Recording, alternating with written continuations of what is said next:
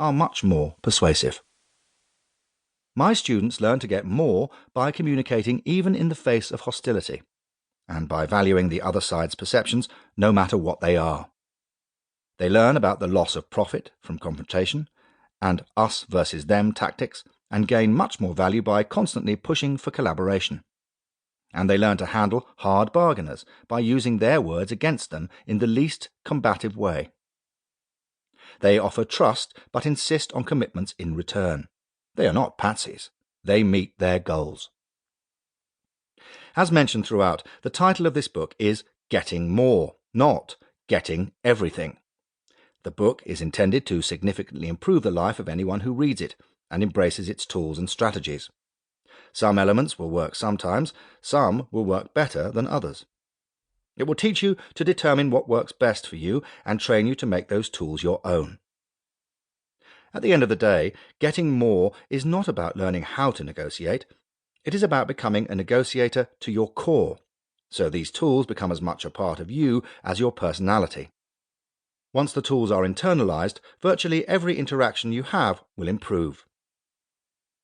Not everything in this book will apply to you.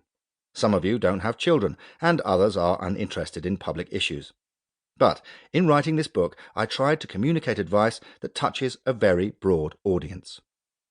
Something that you already know may be very fresh to someone else, and vice versa. The point is to identify what you can use now and throughout your life, and key on it. Look for the things that can help you, that can add value to your life and the lives of others. All of the material, whether applicable to you or not, is presented through the stories of my students and my own experiences, in the hope that their successes and failures will be interesting to you even as you are learning the tools. Unless you practice with these tools, however, they will remain words on a page. You must see them work for you to own them. You may think that some of the negotiation tools in this book cannot possibly work, but everything has been tested and tested again. They do work. Often they tap into fundamental tenets of human psychology. If you're skeptical, try them in non-risky environments and incrementally, and see what happens. You're likely to be pleasantly surprised. Don't do everything at once. Try something, feel it out, improve it for yourself, and then add something else. You have a lifetime to do this. Finally, let me know how you are doing. I'm a teacher at heart. I want to know how my students are doing, and anyone else who addresses the material.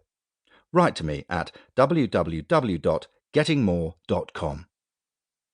This book is intended to begin a dialogue among those who have looked around at the world we live in and decided it's time to get more. Haverford, PA, August 2010. Chapter 1. Thinking Differently. Part 1.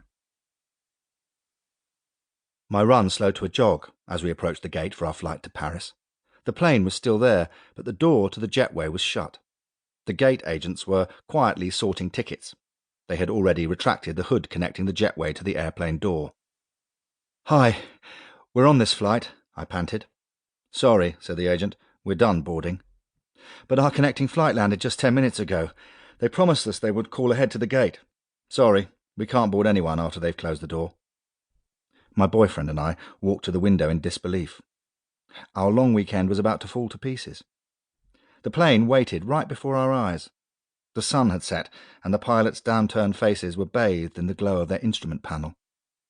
The whine of the engines intensified, and a guy with lighted batons sauntered onto the tarmac. I thought for a few seconds. Then I led my boyfriend to the centre of the window right in front of the cockpit. We stood there, in plain sight, my entire being focused on the pilot, hoping to catch his eye. One of the pilots looked up. He saw us standing forlornly in the window.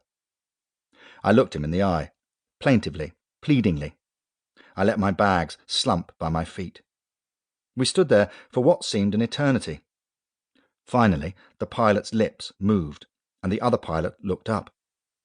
I caught his eye as well, and he nodded. The engine whine softened, and we heard the gate agent's phone ring. She turned to us, wide-eyed. "Grab your stuff," she said. "The pilot said to let you on." Our vacation restored, we clutched